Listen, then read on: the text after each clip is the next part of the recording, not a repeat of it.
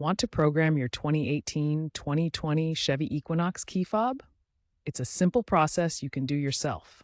This involves syncing the remote to your vehicle's receiver module, which is part of the body control module. You'll need your original working key and ensure all doors are closed.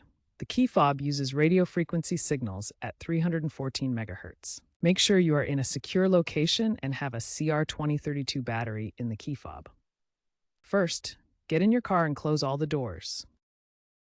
The process relies on ignition cycling to enter programming mode.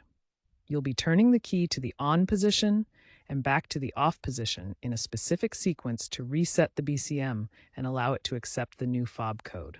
Insert your existing key into the ignition. Turn the key to the on position for 10 seconds, then turn it to the off position. Repeat this cycle quickly. After the last cycle, leave the key in the off position. Press and hold both the lock and unlock buttons on the new key fob simultaneously for about 15 seconds. You should hear a confirmation signal, like the horn honking, indicating the fob has been programmed. Test the new fob to ensure it can unlock doors, release the trunk, and activate the panic alarm. If it doesn't work, try repeating the process, ensuring accurate timing. Up to 8 fobs can be programmed. Common mistakes include incorrect timing and battery drain. If issues persist, a dealership can program the fob for a fee.